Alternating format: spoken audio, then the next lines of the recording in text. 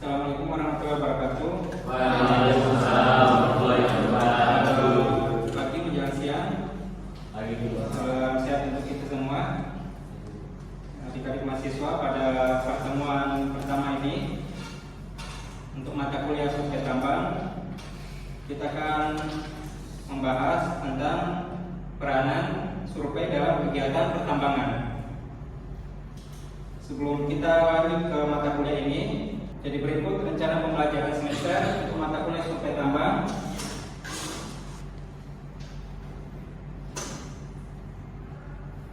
Koordinator pengembangan RPS dan bidang kalian mata kuliah saya sendiri. Kemudian untuk capaian pembelajaran ada 3 aspek yang ingin kita capai.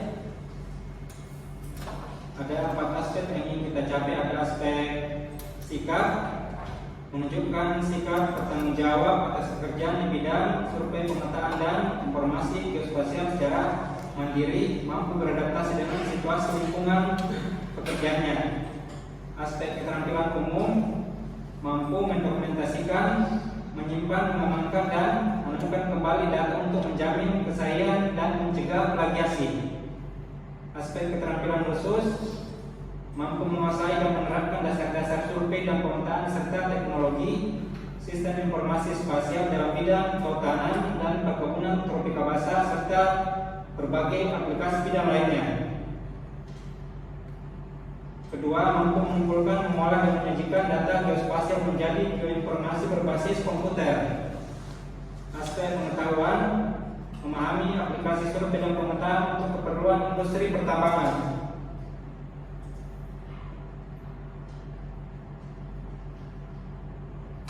Capaian pembelajaran mata kuliah ada kognitif, memahami aplikasi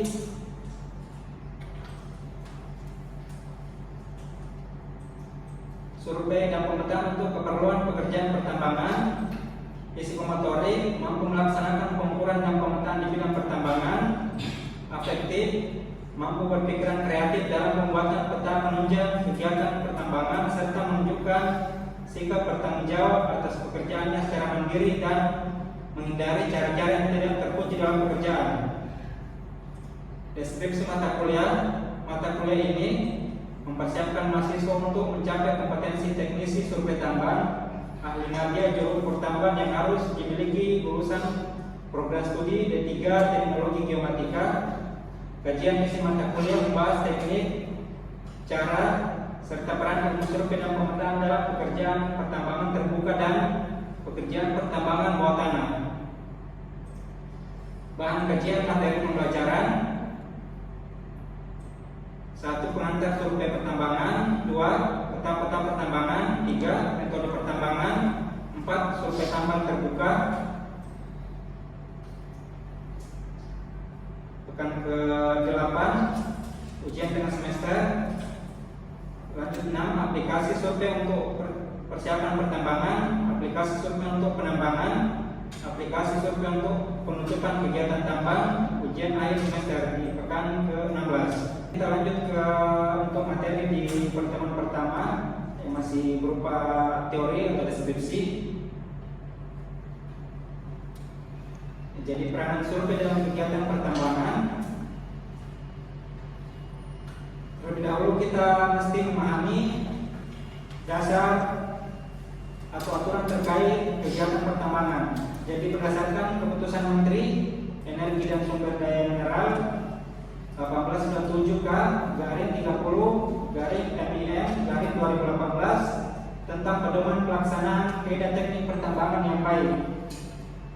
Apa yang diatur dalam dokumen tersebut terkait survei?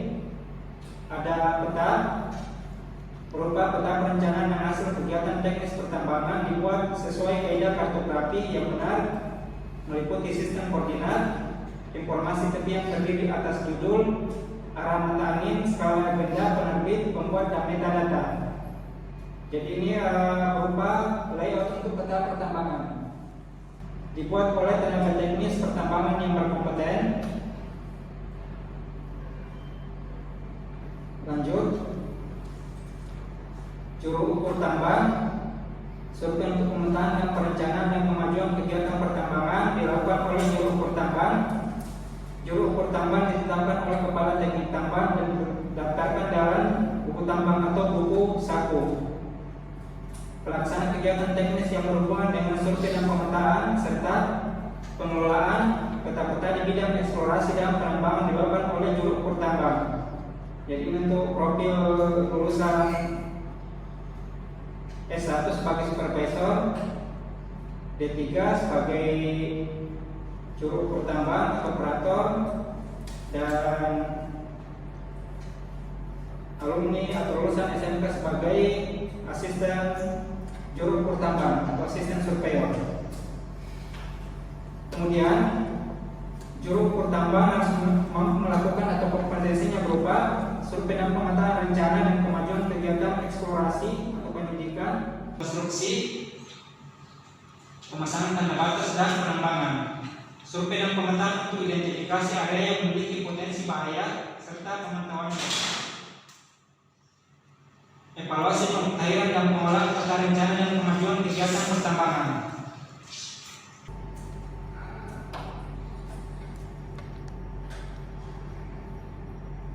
Survei eksplorasi, pemetaan topografi dilakukan menggunakan titik kontrol yang diikatkan ke jaring kontrol horizontal nasional dengan sistem referensi geospasial mengacu pada instansi pemerintah, atau yang menjadi acuan kita adalah Badan Informasi Geospasial. Seperti pada saat kita praktikum mata kuliah GNSS, misalkan kita menggunakan metode course, kita bisa mengikat ke setiap titik atau tubuh course yang terdapat di Kota Samarinda sebagai acuan dalam pemetaan detail atau topografi. Kemudian pemetaan topografi dilakukan dengan metode terrestris, skala minimal 1 banding 2000 atau skala besar, jadi titiknya semakin rapat. Sebagai contoh, di Politeknik Samarinda sudah ada BM yang tersebar di boundary atau batas kampus, sehingga bisa menjadi acuan kita untuk melakukan peningkatan kerangka kontrol horizontal maupun vertikal atau titik detail topografi. Pelaksanaan pemetaan topografi dilakukan oleh tenaga teknis yang berkompeten di bidang survei terrestris. Titik bor yang telah selesai melakukan pengukuran diukur posisinya dengan menggunakan metode survei terrestris dan diikatkan kepada titik kontrol. Lokasi titik bor dibuatkan dalam peta sebaran titik bor.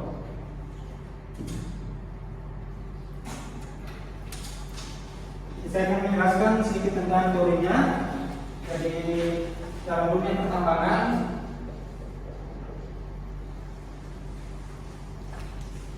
ada site,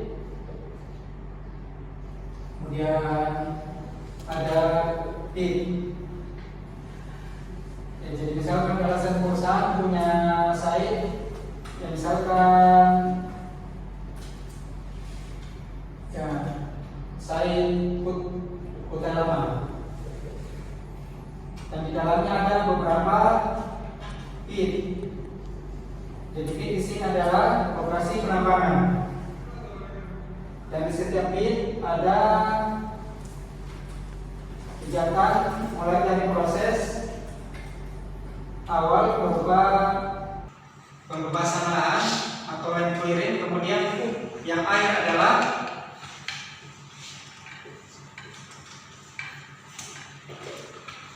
revegetasi. Ya, di setiap pit ini ada kegiatan eksplorasi, misalkan penyelidikan untuk titik bor. Kemudian setelah dilakukan penyelidikan titik bor, dilakukan survei topografi untuk mengetahui detail situasi setiap pit. Kemudian dari survei topografi dan data bor bisa dibuat lapisan.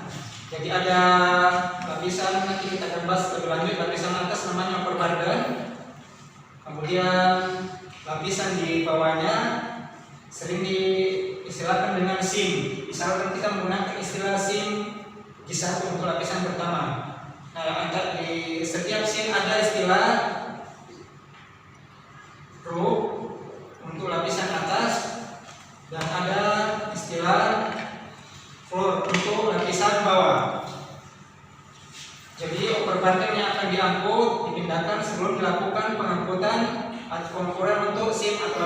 utara. Dalam kegiatan survei untuk penentuan posisi, jadi ada posisi horizontal dan ada posisi vertikal. Jadi posisi horizontal ada sumbu X dan ada sumbu Y. Kemudian dari sumbu X dan sumbu Y ini kita ingin menentukan ya koordinat X B dan koordinat YB. Jadi rumusnya XB sama dengan XA ditambah jarak dari X A ke B. Kemudian koordinat YB sama dengan YA, jadi posisinya di sini ditambah jarak YA ke AB seperti ini. Jadi dari jarak ini bisa membentuk sebuah sudut jalan ya, atau berupa sudut alfa. Hasil ukuran berupa jarak mendatar dan sudut atau asimut. Jadi asimut ya sudah kalian ketahui semua. Penentuan berdasarkan arah utara 0 derajat berputar 90 derajat ke 180 derajat, 270 derajat, kemudian kembali ke satu lingkaran 360 derajat. Jadi itu adalah asimut. Metode pengukuran tergantung pada kombinasi variasi pengukuran sudut dan jarak. Kemudian ada posisi vertikal, jadi ini set. Jadi set berupa beda tinggi atau elevasi ketinggian. Misalkan kita ingin mengetahui posisi atau koordinat set B, jadi rumusnya adalah set A ditambah jarak set A ke B. Hasil ukuran berupa jarak vertikal atau melalui pengukuran lain. Metode pengukuran tergantung pada kombinasi variasi besaran yang diukur.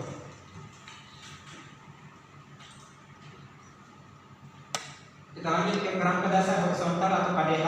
Jadi di situ ada pengukuran poligon, triangulasi, trilaterasi, tingkatan kemuka dan kebelakang serta GPS atau GNSS. Jadi dalam pengukuran di area pertambangan di site sampai ke pit. Jadi untuk pengukuran poligon digunakan pada saat pengukuran topografi. Jadi topografi di area pertambangan ada namanya original topografi. Jadi original topografi ketika bentuk permukaan masih original atau masih asli dengan penutupan lahan, misalkan pepohonan atau vegetasi. Ya, setelah dilakukan land clearing, nah itu sudah berbeda untuk pengukuran topografi selanjutnya. Jadi dia sudah bukan lagi bentuk aslinya karena telah ada tahap land clearing, pembersihan vegetasi pepohonan sampai pengurukan tanah hingga ke revegetasi. Jadi di tahap revegetasi otomatis topografinya akan berubah. Kita bisa lihat nantinya dari peta 3D atau 3 dimensi yang dihasilkan. Kemudian ada tachymetry. Untuk tachymetry ini sudah diprogram ke peralatan total station dan GPS geodetik. Jadi kita sudah menghitung tachymetry lagi. Baik, ini sekedar saja untuk pengantar. Jadi dalam kegiatan pertambangan juga ada kegiatan pemetaan. Ya, jadi pemetaan intinya kita melakukan pengukuran langsung di lapangan untuk memperoleh data geospasial. Ya, dalam bentuk objek, misalkan nama objek, lahan, jalan, parit, titik-titik. Kemudian bentuk matematisnya berupa koordinat XYZ atau dalam bentuk koordinat U10, Universal Transfer Mercator, yang kemudian semuanya untuk istilah dalam ada simbolnya ya. Misalkan di lapangan untuk jalan kalian membuat simbol JLN, lahan kalian membuat simbol LHN, parit kalian membuat simbol PRT, dan titik detail kalian membuat simbol DT. Kemudian untuk koordinat yang kita gunakan adalah koordinat U10 ya, atau koordinat matematis berupa angka desimal. Penggambaran peta, posisi objek, bentuk objek, istilah objek, dan nama objek. Kemudian ini untuk objeknya berupa ukuran, letak, dan bentuk, posisi vertikal 1 dimensi dan posisi horizontal 2 dimensi, hingga 3 dimensi ketika kita membuat peta topografi. Kemudian bentuk geometrinya ada berupa titik ketika masih berupa titik tunggal, poligon, ada berupa garis ketika titiknya sudah lebih dari 1 atau 2. Kemudian benda 3 dimensi ketika ya sudah ada pengukuran titik detil X, Y, Z yang mewakili bentuk permukaan. Misalkan permukaan ini berbukit, kita ukur mulai dari permukaan bawah ke permukaan atas. Seperti yang saya jelaskan tadi, kegiatan survei berupa ini masih topografi awal atau original topografi, yang di atasnya masih ada vegetasi ya, baik itu vegetasi pepohonan, tumbuhan atau tanaman. Ya, jadi yang dilakukan oleh klien adalah wilayah yang masuk area konsesi, site, dan pit. Jadi ini dibersihkan, kemudian setelahnya topsoil removal. Jadi topsoil removal adalah pengangkutan tanah bagian atas atau sering kita sebut overburden. Overburden bisa terdiri atas tanah lempung, lanau, tanah pasir, atau yang menjadi tanah khas di wilayah Kalimantan Timur. Ya, seperti kita di sini didominasi oleh lempung, atau juga ada gambut. Ya, setelah pemindahan tanah menutup atas, akan ada kegiatan pengeboran batu bara. Jadi di sini dilakukan pengeboran untuk mengetahui berapa kedalaman lapisan yang terdapat batu bara. Setelah diketahui berapa kedalamannya, akan dilakukan blasting atau peledakan. Jadi peledakan ini bertujuan untuk meledakan material di atas permukaan batu bara. Jadi ini ada yang berwarna hitam adalah sinnya atau lapisan batu bara. Jadi akan dilakukan blasting hingga tanah penusuk atas ini hilang ya, atau berpindah sehingga lapisan batu bara atau sin bisa diangkut. Nah, setelahnya ada tahap kegiatan overburden removal. Jadi overburden removal menggunakan alat dantrat ya. Jadi alat dantrat mengangkut sisa dari topsoil removal dan blasting.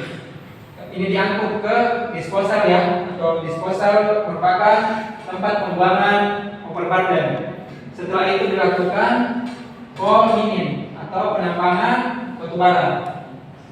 Jadi dibedakan ya, pertambangan adalah seluruh kegiatan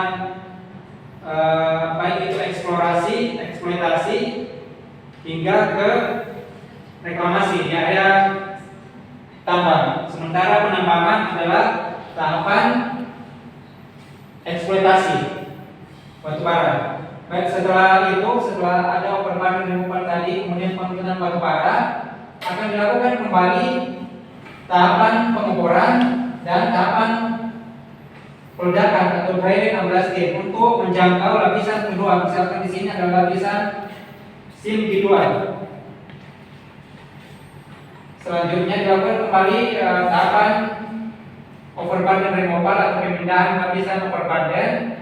Nah, kemudian dilakukan coal mining. Jika sudah menemukan tidak ada lagi lapisan batu bara dalam satu lokasi, hasil lainnya adalah berupa sumur. Nah, sumur ini bisa juga nanti menjadi danau. Nah, jika tidak memungkinkan untuk dilakukan penimbunan, makanya akan menjadi danau seterusnya. Nah, ini overburden disposal akan dipindahkan ke sumur atau danau, tetapi jika tidak bisa untuk dilakukan penimbunan kembali untuk menjadi tanah datar, tetap akan dibiarkan menjadi danau. Kemudian tahap akhir adalah topsoil recovery. Jadi akan ada penghijauan, baik itu di area danau bekas tambang ataupun di sekitarnya akan kembali ditanam vegetasi, serta nanti vegetasi tersebut baik tanaman atau tumbuhan, misalkan pepohonan, akan dilakukan pelestarian ya flora. Jadi flora kembali akan melepas di sana.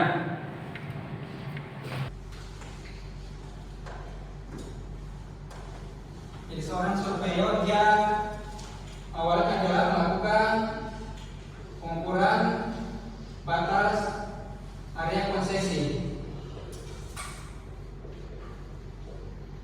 atau nanti akan ada IP ya, izin usaha pertambangan berdasarkan WIUP wilayah izin usaha pertambangan. Jadi ini tugas pertama seorang surveyor, melakukan pengukuran area konsesi. Nah, setelah melakukan pengukuran area konsesi, seorang surveyor kembali akan melakukan pengukuran batas site ya. Jadi misalkan satu owner perusahaan memiliki dalam satu area konsesi memiliki beberapa site. Jadi site-nya ya bisa menggunakan nama lokal atau sesuai yang disepakati oleh perusahaan.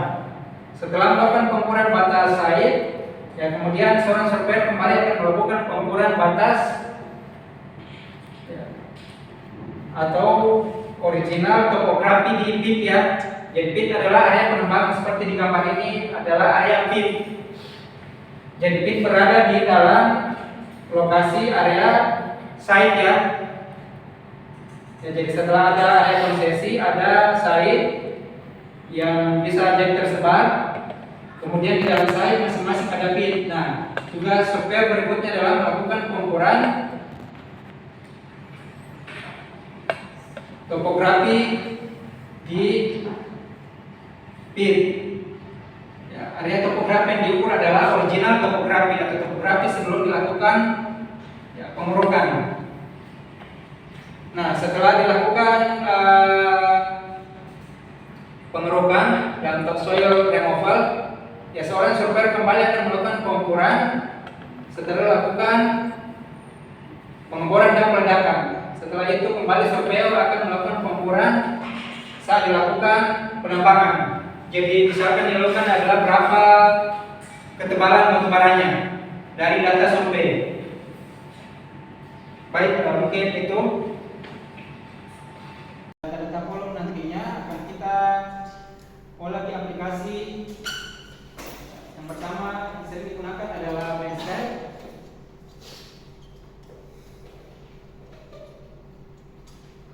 Yang kedua adalah Surpak. Jadi ini adalah software pertama yang digunakan di dunia pertambangan. Nah, di aplikasi ini setelah ada data topografi atau detail, nah kita akan membuat surpas ya. Jadi surpasnya berupa DTM ya, digital terrain model.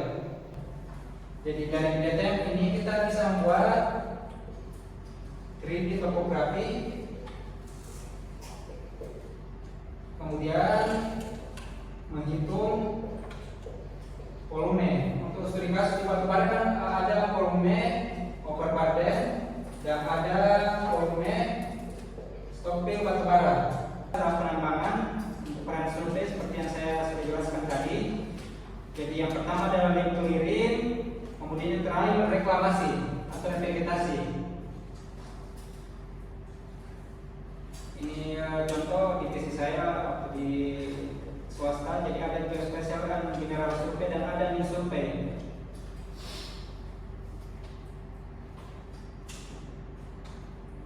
Jadi perbedaan keduanya untuk geospatial dan mineral survei, stakeout dan pengukuran actuality board, perawatan batas, PKP2B dan perawatan batas IPPKH.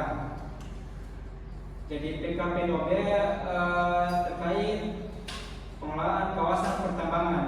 Kemudian IPPKH terkait izin pinjam pakai kawasan hutan. Ya, karena kebanyakan area tambang adalah berasal dari hutan. Stakeout dan pengukuran situasi proyek infrastruktur, pengukuran lahan untuk membahas proses pembahasan, survei monitoring informasi PIT dan infrastruktur, survei foto udara dan update data situasi tambang, survei batimetri untuk update data-data kedalaman. Nah, ini misalkan seperti tadi ada sumur atau kolam bekas tambang. Jadi di situ menggunakan survei batimetri untuk mengetahui berapa kedalaman danau atau kolam bekas areal tambang. Kemudian untuk main survei, stakeout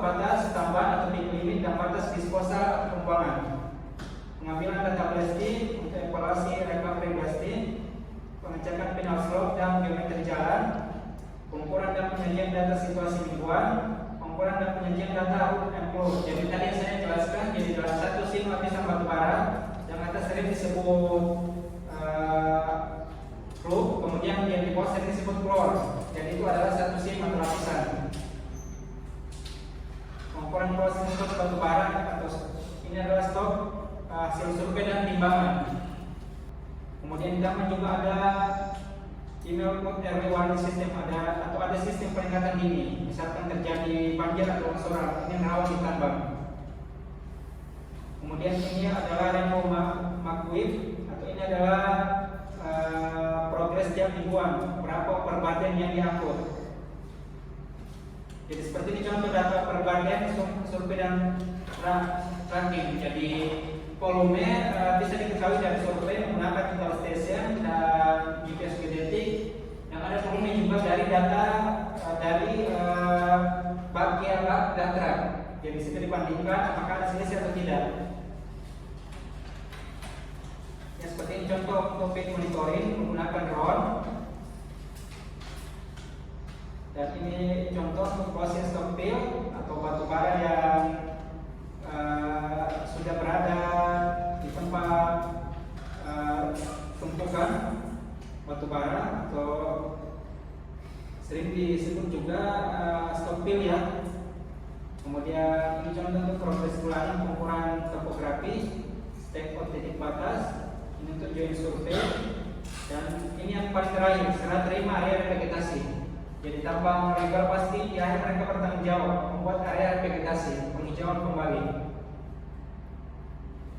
Ini pedoman pemakaian warna pita tambang dan disposal, jadi setiap perusahaan sih berbeda-beda. Ini yang menjadi studi kasus di PT Protol, misalkan final desainnya berwarna merah, kemudian kepala slope atau bagian paling atas perbukitan berwarna kuning, dan bagian paling bawah untuk area perbukitan atau kaki slope berwarna biru. Yang ada gabungan kita juga seperti misalkan untuk merah kuning kepala final slope pit limit. Dan yang sering kita jumpai juga untuk objek misalkan batu koordinat dia gabungan antara biru dan hijau. Seperti ini contohnya, hijau kuning pita bor, merah kuning pita pit limit atau batas pit ya. Mungkin itu yang bisa saya sampaikan untuk pertemuan kali ini. Sebelum saya akhiri, saya terlebih dahulu. Disuarawi Muhammad Iqbal Sarul Fadilah, Tony Surya Prayatno, sosial absensinya. Baik, mungkin itu untuk pertemuan pertama ini. Selanjutnya untuk praktikum silakan ke lab geodesi untuk mempersiapkan peralatannya. Jadi jadwalnya setiap hari Rabu 07.30 sampai 14.00. Baik, mungkin itu yang bisa saya sampaikan untuk pengantar pertemuan awal. Tidak kurangnya di Malumi. Selamat siang. Wassalamualaikum warahmatullahi wabarakatuh.